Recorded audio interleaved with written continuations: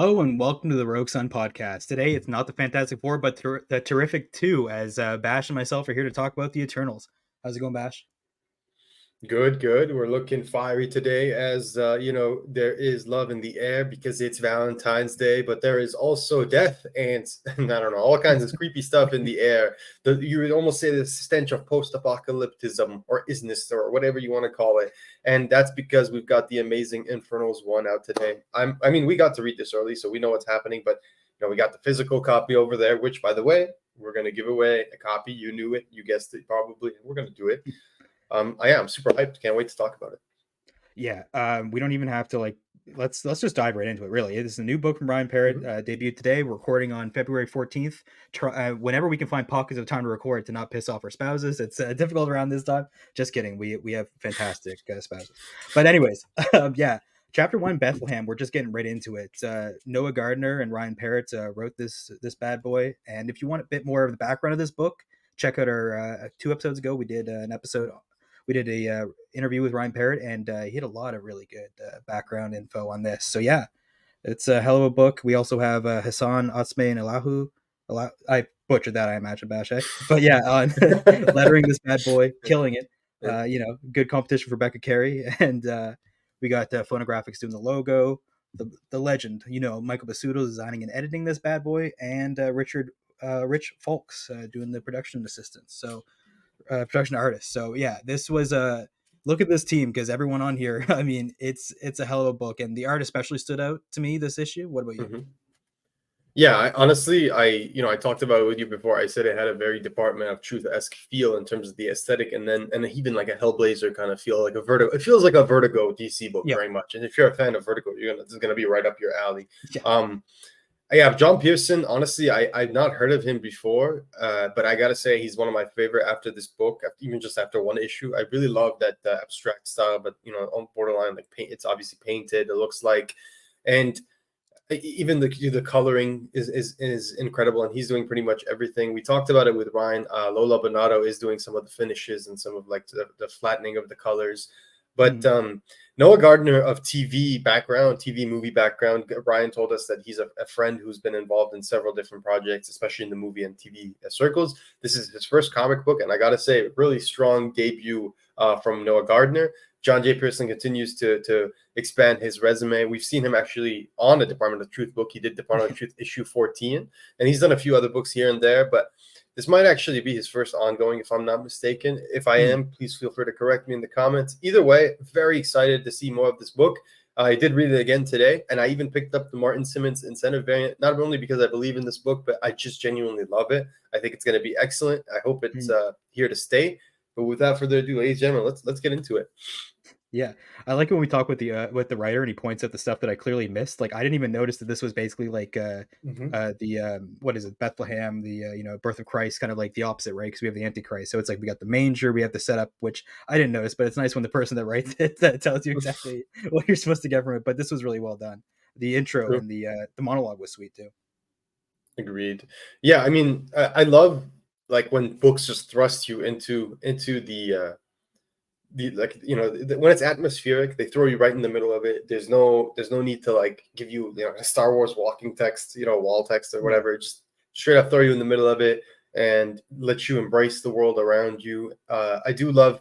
We were talking about it with Ryan on the interviews. The lettering, you get the impression, you get the feel for how strong the lettering is, how much it commands a presence in this book, but also how much it frames the book respectfully, even aesthetically. It's so important, and I really like Hassan Otsmane-Elhaou. I think he's one of the best in the business. It makes sense why he's on so many books. Obviously, letters, they get paid lower rates, so they got to get paid. They got to do more projects. But he's also an excellent letterer. He does a lot of discussions. He runs the Panel X Panel magazine, the award-winning Panel X Panel. So yeah, just check out his work. But I got to say, what is this book about? First of all, it's about our friend Abe here. He is the son of the Antichrist, right? He's the son of the Antichrist? Yeah. Or is he? Yeah. Yeah, he is. So he's the son of the devil, right? And he is basically, he has the kingdom, the biggest kingdom in the world, or the biggest like operation, or what do they call it? Like crime syndicate, like crime empire. Crime syndicate. Crime, empire. Something like that. Yeah. So he's the biggest empire in the world, given that he runs pretty much hell and everything in the middle and in between. And he's dying slowly, and you're going to see that more and more in this issue. And he wants to pass off his entire inheritance. He doesn't actually want to. He wants to not give it to anyone from the family, but his friend, what's his name, the goat? I always forget. Sam. Yeah. Sam the goat, yeah. So Sam lets him know that it has to be a family member, right? And that's where things get a little more interesting. Yeah, there's so many interesting characters. There was a lot going on, not a panel wasted in this. Sam, I mean, I don't know. He's a goat with like the little, like, I don't know if that's a self insert for Ryan or whatever as the goat greatest of all time. But I mean, it started as a joke. But Ryan, if you keep putting out these bangers, I mean, it gets more serious by the day. But yeah, the goat's amazing. He's kind of like, the confidant who kind of like manages around for the devil for me. He kind of like, I can't, I'm trying to think of a character to compare him to, but we've got this amazing panel once the baby is given to the devil. Mhm. The child is born, and look at this Department of Truth shit for sure. I was thinking of Department of Truth the second I Mm, saw this, and it's just awe inspiring. it really is. I think this was one of the pages they showed at New York Comic Con, maybe, or whatever it was towards the end of the year when they were really showing off this Yeah, book before it was coming out, teasing everything to come. And I was already blown away when I saw this, and I knew I would be into it. I love, like, I was a big fan of the Hellblazer, like the Vertigo stuff. So even just seeing something that aesthetically comes close to that got me excited. I do have to say that this book, like I said earlier, it just thrusts you right into the middle of it, right? Like there's so much world building happening in this issue. There's a lot of diving into characters, like what makes these characters different, what makes them unique, learning about their yeah, personalities. There's also a lot of just lore in terms of internal lore and lore that you might see parallels real life stuff, right? Because they are kind yeah, of riffing off the god and devil and all that stuff. So yeah. I did love this page, and yeah, man, like this book picks up quickly. So we see, like, it's, yeah, you get a brief Picks scene up in babies quickly. 1945. Yeah, you go from 1945 to now right away, right? And we're in the Bethlehem Manor when we go into the now and the present day. Yeah, And I gotta say, this background, like in the first page, the first time you see when he's like, "Allow me to properly introduce myself. My name is Abraham Morgenstern, and I am the son of the devil." yeah. And first of all, this book, I just got to give a quick warning. This book is super, like, hard R rating. The book earns Oh its yeah. R rating. Yeah, it's a very Even adult if book. A lot of swearing, a lot of we gore. can't Right? show half the images in here if we wanted to, Yeah. like, Oh yeah. Yeah. We can't. We're not going to show everything. We've only no, picked like 3 or 4 images from throughout the first issue to show. We also want you guys to pick it up, and we're going to give it away. So, yeah, but this page, what do you exactly. think of this background? Like with all the little things, little images. Man, it's creepy. It's like The unsettling creepy.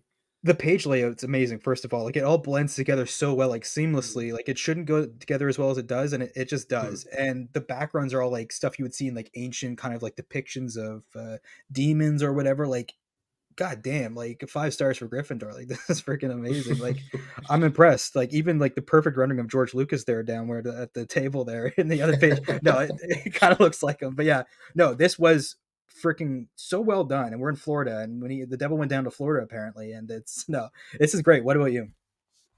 I loved it. I honestly, like, there's just so much happening. You can stare at these images for so long. That's kind of what we did, or what I did. I don't want to speak for anyone else. What I did when I was reading it, I read it really slow, not because there's a lot of text. Honestly, the text is very much like within the average of a normal modern comic book, which is Yeah. good. So it's not overly verbose, but it does, like, the pages do have a lot to unpack. You can sit there for a long time looking at the beautiful artwork, even the shades of color. Like, even what you pointed out, the first of all, Matt's right. Like, this page in particular, the first page we were looking at, not the one we have up on the screen, but the first page where they go from 1945 to now, and when you're now in Florida, Bethlehem, they do a very good job of orienting the reader's eye because of the page's composition. So your eye Mhm. naturally goes from right to the middle portrait to the bottom, and then from left, Yeah. from left to right to the middle portrait to the left to the bottom. And I do want to say the colors, particularly, like, you can really feel it in the panel towards the end of the page, like the one right before the bottom. So the one where you see Sam silhouette as he's overlooking the hospital Yeah. bed with Abe in it. That Those, sky. like, yeah, like, just look at the shades of the same color. Like, it's so beautifully and expertly done. It's so powerful. It creates such a strong, like, ambiance and mood. Yeah. And we've always talked about how important mood is, especially in a book like this. You have to really, and it gives you that, like, Sandman-esque feel. You know what I mean? Yep. Yeah, I know exactly what you mean, and like just the hand, it's kind of almost like you get like Constantine vibes, him lighting the cigarette with his Mm. fingers and stuff like that. And the hand looks so good, and just the goat, like Sam. I don't know exactly what his title is or whatever, but Sam looks so good. Like, look at the texture, like the fur, like looks like you could just feel that, even if it's a digital whatever. Like, I'm impressed with this. Like, really, like we're obviously big fans of Ryan doing the Rogue Sun podcast, but like he's assembled a hell of a team, and like the script is really good too. Like this issue, this is pretty much a bulletproof issue. Like I can't find a flaw here, literally. No. And honestly, people talk about same face syndrome in comics, which is like when certain artists draw a lot of the same face. Sometimes it's not intentional. Like we never say it to be assholes. It's just like Yeah. like I love Terry Dodson's artwork, but I can't help Mm. but notice, like, especially as the years have gone on, he has like really bad same face syndrome. Like a lot of his characters just have the same face. This book is the complete opposite end of that spectrum. This book, Yeah. every character looks so well articulated, so well. It's like fucking action figure, like high-end action figure molds. Like that's Yeah. they look so realistic. Like the face is so expressive. Like, yeah, Matt was saying, look at Sam, like Sam, and then right next to him, look at the contrast between Abe and Sam. Like, yeah, you can feel the fur coming off Sam's face, and then you could see like the wrinkles, every wrinkle, every like Yeah. stress mark in Abe's face as he's blowing, or as he's like smoking that cigarette. And man, it's just Yeah. incredible. Like it really is. Like I've stared at these panels for so long, and I want to say, if you're a digital reader and you buy the real book, I've said this before, there's something really weird about like the way colors bleed into certain papers, and a lot of artists, especially experienced artists, they Mm. know that, and they Interesting. they they illustrate certain things for that. So for example, during the newsprint days, a lot of artists knew that the colors, they either had specific color schemes they were working with before it expanded, Mm. or they had, or palettes, sorry, color palettes, or they knew that it bled into the newsprint a certain way, so they had to account for that, and it would look, Interesting. yeah, better or worse. In this case, we're using glossy paper, but I swear to God, it's just a feeling like there's like a fidelity there that you can feel more so in the print. And this is Yeah. for all comics, in my opinion, not just for this comic, all comics in general. But with this comic, because the art is so detailed, it's so beautiful, I feel like you really appreciate it more when it's in your hands. Like really, like I'm not just saying Yeah. that. Yeah. I just made myself laugh. I'm looking at Sam's forehead, and it looks almost like an upside down Starfleet logo, like he's part of like Hellfleet or something. Like, anyways, this is really good. Like we're gushing about it because this is freaking amazing. And we throughout the issue we meet the kids, the potential. This is it's no secret that this is inspired a lot by Succession. It's basically like Mhm, supernatural Succession in a lot of ways, in the best ways, really. And mhm. the kids are really an eclectic bunch. Growing up with Satan as a father, or the son of Satan, you'd have a chip on your shoulder for sure. As we meet Nero in this really cool little Las Vegas hotel scene, and he's trying to get a deal going, and his powers are failing him. What do you think about this?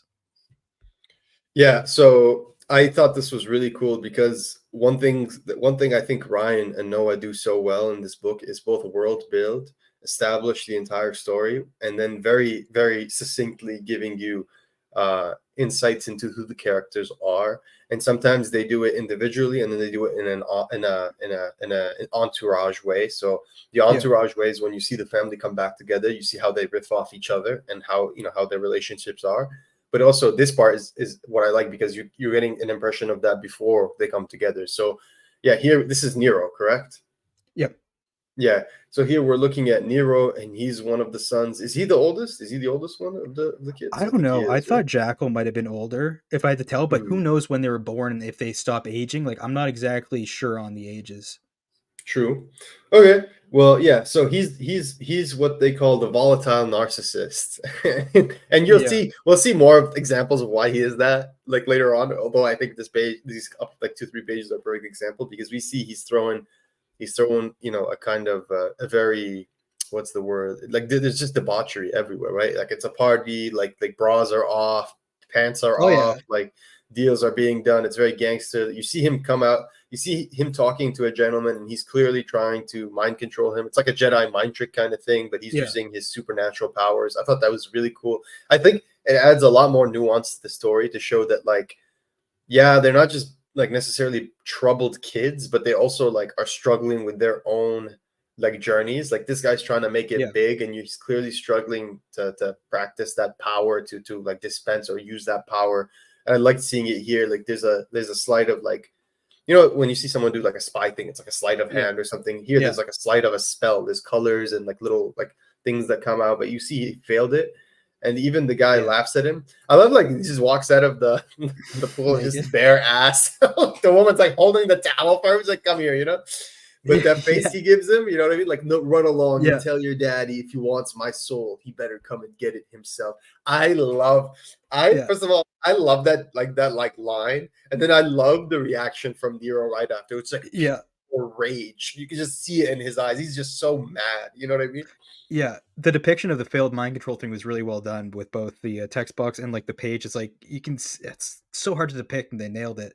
And it's really Mhm. interesting to see his back tattoo. Super, you've got Jesus there, so who knows if he's working with the angels or if he's just a religious guy that they're trying to tempt. I don't know where that's going to go, but I find that interesting. And of course, we get the the unceremonious goodbye as he gets yeeted off the roof here, and Mhm. we get the most nudity we've ever seen in any of the books we've covered on these podcasts. But yeah, but Yeah. yeah, this is You the most preacher moment of all of this. Was like, what is this? yes. A fucking Yes. funeral? Line me up a Yeah. goddamn rail. Yep. The book reminded me a lot of Preacher in all the right ways. Like it's very different, but Yeah. like stylistically and even a little bit thematically, there's some similarities in a good, fresh Yeah. way, of course. You know. One thing I do want to Um. say about Nero before I forget is like I Mhm. noticed on the cover when they have the reflections of them as demons, his design is really cool with like the piercings going up the side of his head. Like Mm, that's a really cool touch. Like that cover is really, really engaging. You look at the faces really and then nice. staring at the demons is obviously cool too. I like the reflection and like yeah, his design as the demon form is like really sweet. And Yeah. if we get more of that, that'd be really awesome.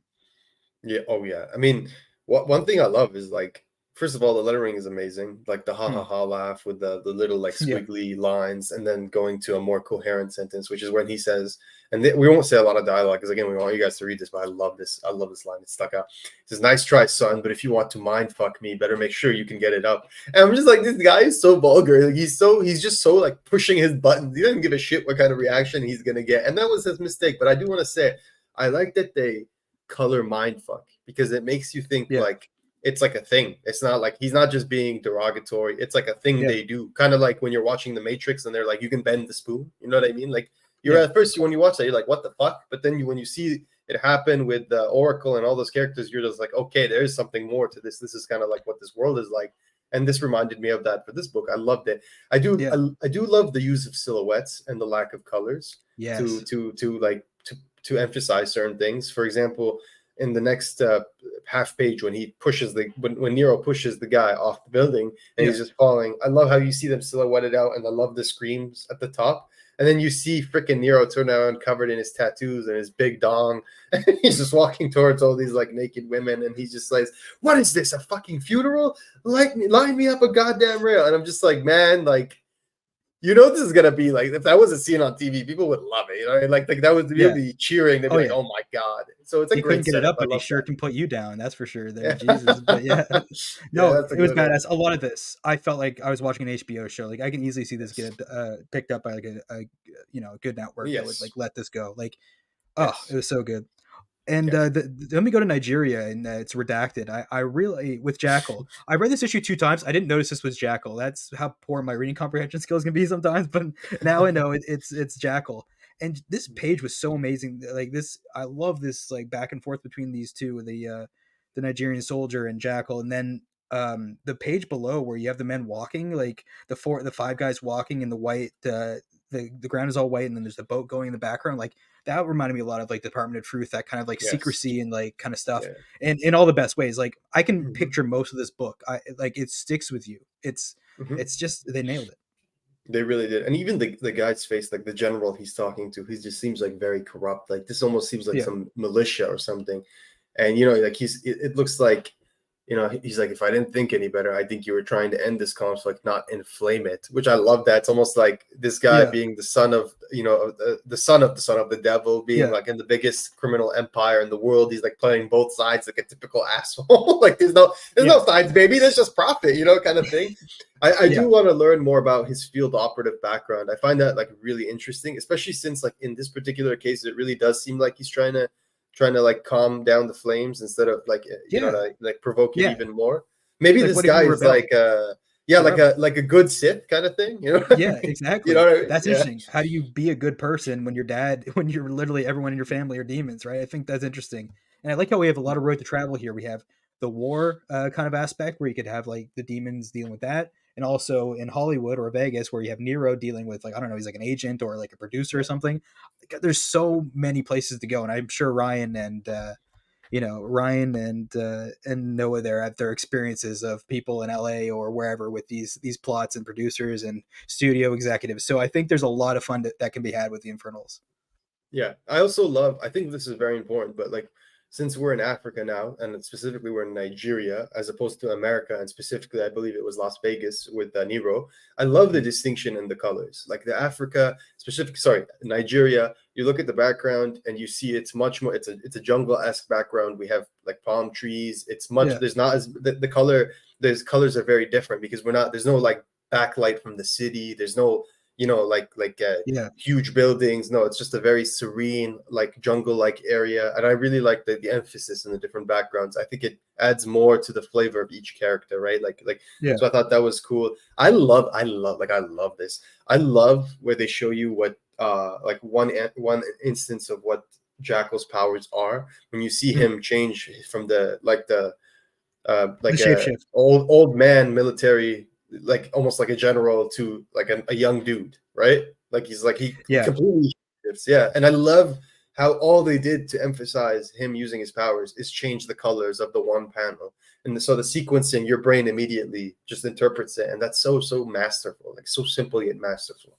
oh yeah, there's so many small tricks pulled off in this, like it's amazing, and I love them. And we get the introduction to my favorite character so far is Baphomet, and the way they do Yeah. that, having her being centered in the panel, just showing her going through the mundane life and like not really So she not has a feeling it. beard here, right? She does. That like, is it just me that like when I look at it, I'm getting the impression that she has like facial hair, or is it just like shadows, or I I thought that was just shadowing, and like she just is like kind of grim in the way her face is shaded. I mean, I could be wrong. I'm Um, actually very curious about that. But yeah, no, we could be wrong. But yeah, I could be wrong. But I'm also like very, yeah, it could be shadowing. Like I don't know, Yeah, I maybe I think it's just the misinterpreted shading that. because, like, if Yeah, you look later in the scene, like when there's the three of them sitting next to each other, I don't see it's all white. Like her face is like yeah, you're completely right. like You're right. It could just be like a grimace, like to yeah. We already emphasize got a like a circus very dog. We don't need a bearded omen-esque. lady. Yeah, Yeah, but yeah. no, this I, is I I do love her like she has a very monotonous like presence, and not in a bad yeah, way. And like she almost feels like the life in her, the color in her life is sucked out. Like, you know what I yeah, mean? She looks very like pained. You know what I mean? yeah. This is Yeah, our like Raven kind of figure, right? And I love yeah, the you got the Raven, you got the Wednesday kind of vibes. So yeah, this yeah. Wednesday, perfect. You nailed it. Yeah, Wednesday, yeah Wednesday exactly. for sure, but unique in her Yeah, own way, where it's like actually yeah. she's She unlike seems Wednesday. much more, Yeah, yeah, very calculated, very like she's yeah. like the kind of person who's always like paying attention to what everyone is saying, even though they just write her off. Like I feel like she's Yeah, that kind of character. and she's Yeah. over it. You can tell. She's like she's the Yeah. most pissed off of where she is. She's like, God, I don't want to be here. And you have girls trying Mhm. to bully her. And it's like I don't have time for that. I'm the daughter of I'm the granddaughter of the devil. Here's a tampon. But So we're that not was gonna tell you wild. what she does. Though we're not gonna mention. I don't want to tell people. I don't want to spoil that because it's such a shock. I want them to see it. But I do agree that was wild, and it was like a jaw dropping moment when you see it happen in the comic book. Yeah, it's I don't want to get gross, but there's a bit of juxtaposition about the genitalia and fire. At the beginning, we said I'm on fire as she's giving birth. So I don't know if that's intentional or not, but there is a bit of like, it kind of weaves together and adds a bit of symmetry to the issue. But yeah, look, Yep. just she just stands out so much. Her face has so much more detail. Like the shading on the face makes her stand out even more. Yep. And keep in mind, one thing that we didn't emphasize, but it is somewhat emphasized in the book, is that all of these people are in different places. Like, so not only in their lives, but they're literally in different places. So Yeah, we saw Nero's in Vegas. That's his own little like sanctuary area. Jackal is in Nigeria, but more, he's probably roaming different places because he's a field operative. And B is in Connecticut. So I yeah, thought that was really interesting. They all have like completely different paths. yeah. Different places in life, literally and physically. Like I Yeah. thought that was really cool. And like, yeah, we can travel the world. We basically have boom tubes. We don't need to worry about because we managed to do that little meetup with Satan. I assume they can travel to hell and then back or wherever pretty quickly with the aid of Sam at least. I'm interested in their powers, but this time you have a good story. I could care less about their powers. The characters are so strong. I just want to see these personalities clash going forward because of what we set up Mhm. already.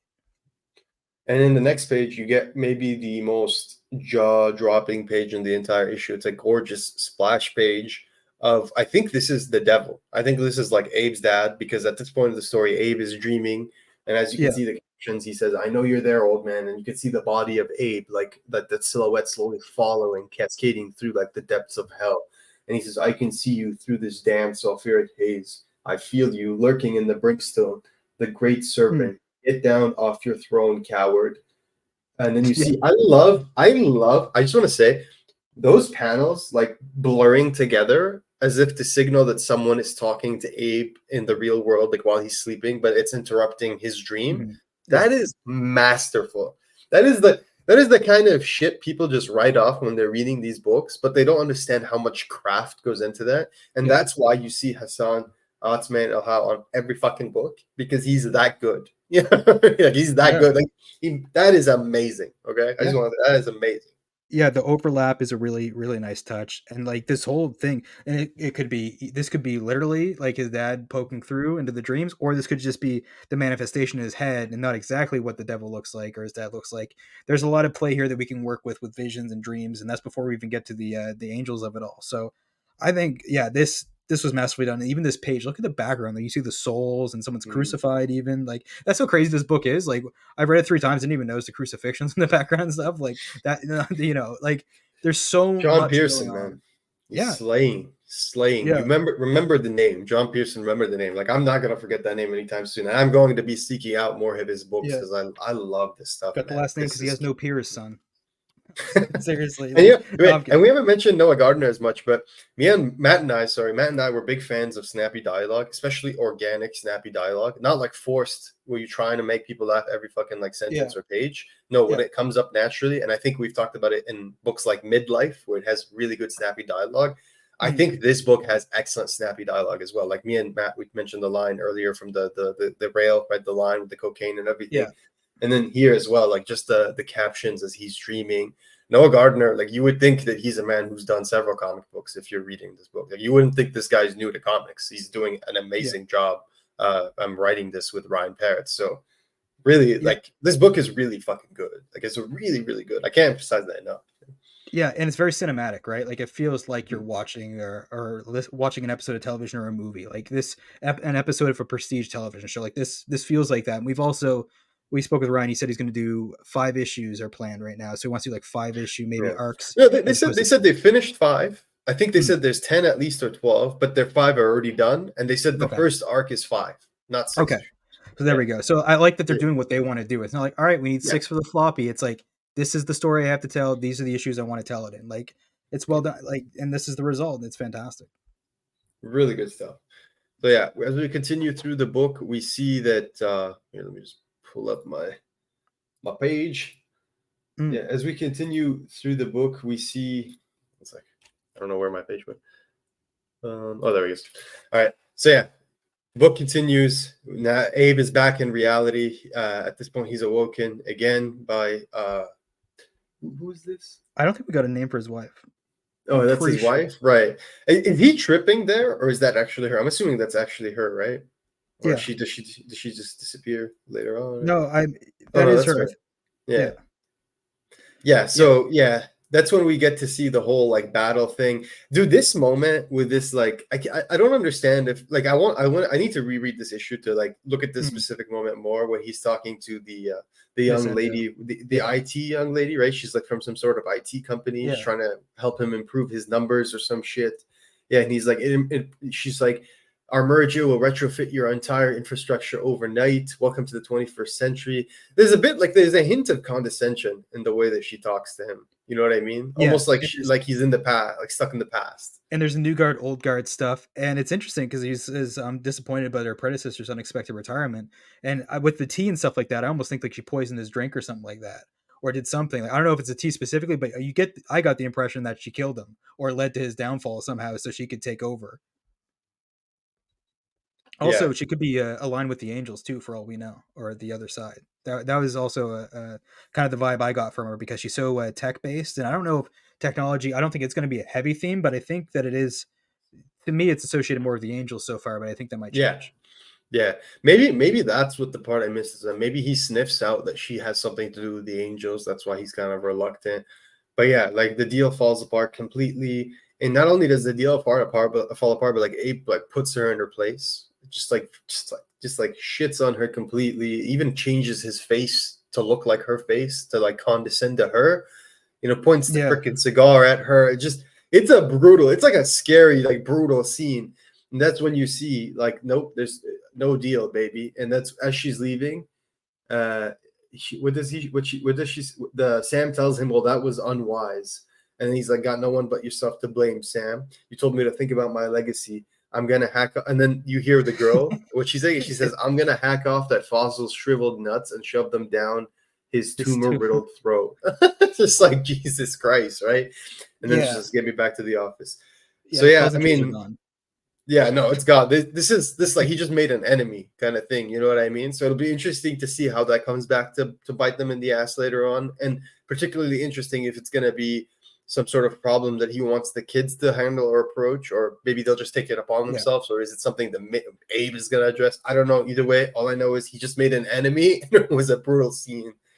Yeah, and that's a Um, dialogue we're talking about, like the tumor riddled throat. Like that's so specific and stuff. Like you know what I mean? Like it's just mhm. it's not something you would see anywhere else, really.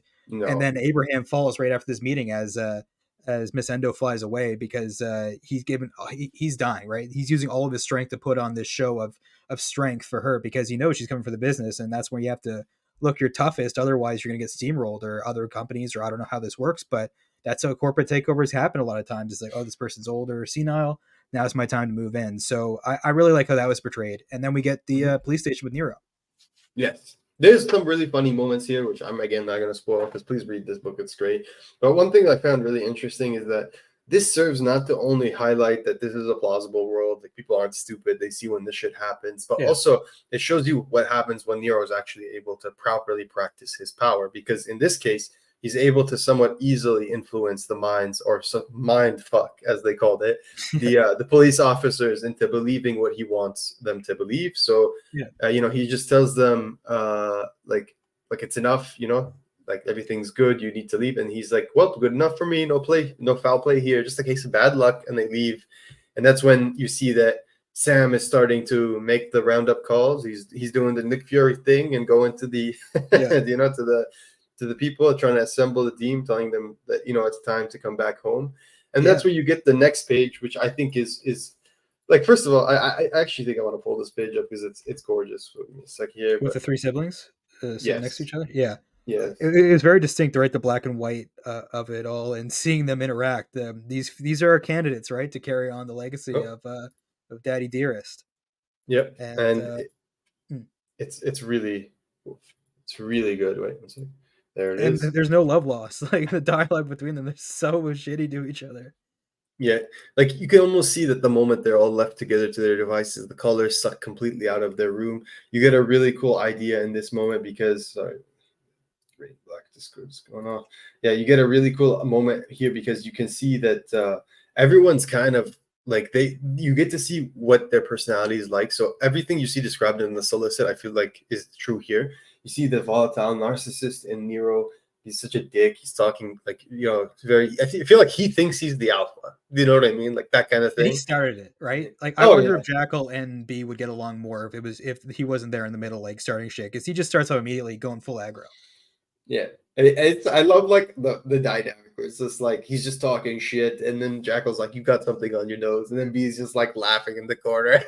It's like laughing her ass off. You Yeah, know what I mean? yeah, And then he says, "We'll see if you're still laughing when I knock your goddamn teeth out." And then B just turns to him and she says, "Oh, I bet you say that to all your girls or all the girls." I was just like, "Damn, B knows how to get everyone angry without even trying. I mean, she's like so yeah. smart, so Do you think manipulative." do you think these kids were born the traditional way, or that they were taken from their parents too, a la uh, Abraham? Honestly, that's an amazing question. That's a really really good Good thing I question. dropped my phone during it, but yeah. But I'm, I, yeah, I I think it's honestly I'm not interesting. sure. Yeah, that's They very kind of interesting. look similar enough where I could believe them being his children via blood, but we'll see. Who knows, right? And I think that's an interesting thing to watch. But yeah, no, that scene was amazing. She kind of looks like Uma Thurman in Pulp Fiction too. B with Yeah, that yeah. haircut and the That's white. that's exactly what she looks like. Yeah. And I'm not hating it. It's a really distinct, iconic film Mhm. look, and she rocks it. So yeah, the kids are being brought in to meet with their dad, and he's telling them that he's on their deathbed, and they don't believe it. So Mhm. yeah, this is that's where we're at. What do you think about this scene?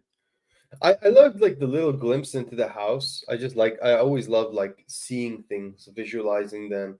But one thing I also loved about the scene is that you get the first this is like an iconic movie scene. Like it's a very like tropey movie scene where it's Yeah, like there's a dark background. It's like you can think of it in Inception. You see the scene where the father of Cillian is it Murphy? What's his name? yeah, Cillian Killian something. Murphy. Killian Murphy. Yeah, his dad is dying in the movie, and he Yeah, talks to him because he's like the leader of the company, and they're in like this dark room. But it's also something you see often. I love the imagery. I love like the upside down cross. It's like yeah. shining red, and the red and I thought he black was a in the big Kylo Ren background. fan. Yeah, yeah. No, this is just like such a good page, and it sums it a lot of like what this book is about. It's also like the Succession moment, since we're talking about how this is highly influenced by He Succession in looks like some ways. Palpy right there. He does look like Palpy. I'm making Yeah, Star Wars yeah, reference. He he looks does. just like Sheev himself. But yeah, Yeah, no, I like call it hereditary, right? Like you're passing this on. It's like, do you even want this for your kids? Like not picking a kid means that they don't have to carry out this, the satanic deeds and stuff like that. You want your kids to be free. It's not like they're better off necessarily. They might have more money, but spiritually, you're choosing one kid to potentially be corrupted, and they'll be fighting going forward, right? Like I haven't seen Succession. I need to watch it. I saw the Brian Cox Tekken YouTube video where he does the Mishima narration, which was amazing. But that's the closest I've come to seeing it. But I mean, I'm sold on this, and I'm sold on Succession with yeah, this one book. yeah. So yeah, this is pretty much the end. This is where he tells them that you guys have a job to do, like, and it's particularly interesting because you don't get to see much of a reaction from the kids just yet. So we don't know if this is going to turn into an animalistic like competition thing. Although Yeah, knowing their personalities, I feel like there's a hint of that already. But that's pretty much the last you see of the Morgenstern family in this issue. So the next issue we're going to pick up, of course, with them. In the next page, we go to New York City, where we see. Faith Nation. This reminded me of American Gods. I don't know why, but you see this like young kid. He's smoking a vape, and he walks into this building. The building is very, very white, very blue, Yeah, it's like white an blues and obelisk. whites. Yeah, Yeah, it's very bright. It's like it's very, very different feel, and it makes you think there's like almost like an angelic hymn in the background. But then you see him walk into this boardroom, and it's all these like interesting and angelic looking characters. Although one does look kind of like tentacly and weird. I'm not gonna yeah. lie. I think it's like a Yeah. biblically accurate angel or something like that. I think that's what they're going Mm, for. Like this page is fucking amazing. Like I can't even amazing. overstate it. Like Yeah. it's jaw Amazing. dropping, and just the way the wings are covering the guy's eyes and stuff like that. Like the whoever's at the head of the table and the other end. Like I'm excited. I want to know more. Who is this? Like Yeah. damn. This would be a really good second print cover. Like if you remove the Yes. panel on the bottom right and then just have it be the angels, and you could put it Yeah. like opposite to in contrast to the main cover, which is the devils, it would look Yeah. amazing. Dare I say Yeah. godly? Godly indeed. Yeah, divine even. But yeah, Exactly. I mean I really think it's important when you're doing an issue like this or a book like this to end on like people wanting more. And I think Ryan Parrott, John Pearson, Noah Gardner, Hassan, they did that perfectly in this issue. Yeah. They left us like they pretty much covered one entire piece of the puzzle for the most part. They didn't go into everything. Obviously, they set so much up, and we know Ryan Yeah. does that very well. He's good at planting story seeds that will watch grow over the course of the series. But I love that this last page kind of like told us like, oh no, there's another side to this coin. Which of course, if you're reading this, you probably guessed that already, right? Reading devils, there Yeah. has to be some sort of angels. Yeah. Amazing. Exactly. Honestly, best issue one I've read in a very long time. Like I'm not kidding, like at least a year and a half. Like Yeah. so, yeah, yeah, Blown away by it. I've been like going between 9.5. I'm 9.5, and I've yet to find a flaw. I might even go to 10 if yeah, we like land this later and like in retrospect and seeing it. Like, yeah, I'm excited. What do you think about the three things they tease at the end there? We've got yeah. the lady with the hat, and Mhm. it looks like an AEW lady, and we got a ritual, and it looks like is that Nero getting fed up? It looks. I don't know. What do you think? Dude, it looks so intense. I have no idea what the fuck is going on in these images because the second image might be all of them. It might be because isn't that the guy that walks into the board meeting with the glasses? Maybe Yeah, I don't know. I yeah. have No, no you're right. idea. Yeah. And there's these So figures that are yeah, completely colored out, like they're all like yeah. greenish. So like, can you hide your identity if you're a demon? Can you completely mask yourself? Like that's interesting. Yeah. Yeah, I'm very excited for this book. I can't wait. And even the woman in the bottom looks very badass, very like almost like a widow. So Yeah. maybe that's the wife after Abe's funeral or something. Well, I don't the know. letter column jokes about an ex-wife coming, right? The letter Mm, column is one of my favorite letter columns. They nailed it. We're not going to spoil it, mm, but there is mention of an mm, ex-wife, so potentially that could be, you know, mm. it could be the mother of these kids, Of like one the of the bio mom or kids. who knows what. Yeah, Yeah. Maybe he but has yeah, a bastard kid altogether that'll come into the play as well. That would be even the cool as well. bastard son of the Antichrist. This guy, Mm. Yeah. I'm all for that. It'll just be Negan or something. But yeah, no, this was fantastic. Like, I can't wait for Okay. two. If this continues at this pace, like this, the Eisners Mm. should be alerted to this. Like, they're nailing it. And if you know of Tony McMillan, you might have heard of him. Comic book artist from Arizona, is famous for doing a lot of horror stuff. Just did an amazing pinup. There's also some other pinups in the book. I think one or two other ones also really beautiful. I don't want to spoil all of them, but I was really just taken aback, sorry, by this incredible image, and I really wanted to share it with you guys. Guys, I would give it a 9.5, 9.5 as well, anywhere in that range. Very excellent book. I'm really excited. We are going to be covering this book on this show between now and May, and who knows, maybe there'll be Infernals podcast after that, or maybe we'll just continue reviewing it on this one. We'll see how everyone's responding to it. But either way, we had such a blast reading this, Yeah. and I can't wait for issue 2. Maybe I we'll really just can't. rebrand. We'll just be the Parrot Cage, and we'll just talk about Ryan stuff. Who knows? But yeah, killer stuff. No notes. No, like, Yeah. amazing, great stuff, Mhm. guys. Pick up this issue. Should be at your LCS February 14th. It's out today, so give her a gander. Yeah, and ladies and gentlemen, if you are interested, we are going to be doing a giveaway for Infernals #1. Here's the gorgeous first print of cover A. All you have to do is leave us a comment saying pretty much anything you want, and we'll enter you to be part of the giveaway. So, yeah, leave a comment below in this video, and you'll be entered for a chance to win the giveaway. We still have our giveaway for Moon Man over at the Radiant Black podcast, a show where we do show about another Massiveverse comic book called Radiant Black. If you haven't checked that out, please check that out. And we also have our Rogue Sun 18 giveaway on the Rogue Sun podcast, this show actually, but in our prior episode. So if Yep. you guys want to be entered in any one of those giveaways, just leave some comments and we'll put you right in. You have a chance to win these awesome books. Really And good yeah, chance. guys. Yep. Yeah, there haven't been many comments, so take advantage of that. Yeah. Guys, please pick this book up. It's so good. $3.99. You can't go wrong. Solid first issue. Incredible artwork. Noah Gardner, Ryan Parrott, John Pearson, Hassan Otsmane-Elhaou. They slayed this book. Truly an incredible start. I cannot wait for issue 2. Matt, anything else you want to add before we go?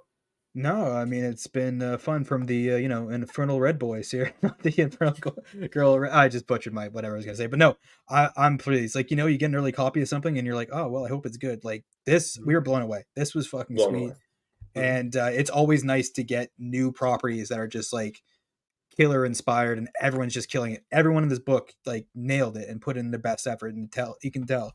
I was just gonna say, like, Noah, like Ryan was saying, like he doesn't do this for the money. He's doing it out of passion. Like he wants to get into comics. He's more of a TV and film guy, and now he gets a chance to dabble in comics with an idea that both Ryan and him really love, and you can tell, and they're soaring with it. So yeah, Mm-hmm. nothing left to say. Good stuff. No, I mean, get this for your loved ones on Valentine's Day. I'm just kidding. I mean, I'd do that at your own risk, but definitely pick this book up because it's damn good. Anyway, guys, thank you for joining us so much. This is our review of Infernals #1 out in comic book stores today, February 14th, 2024. Pick it up. We'll see you next time, ladies and gentlemen. Go Rogue.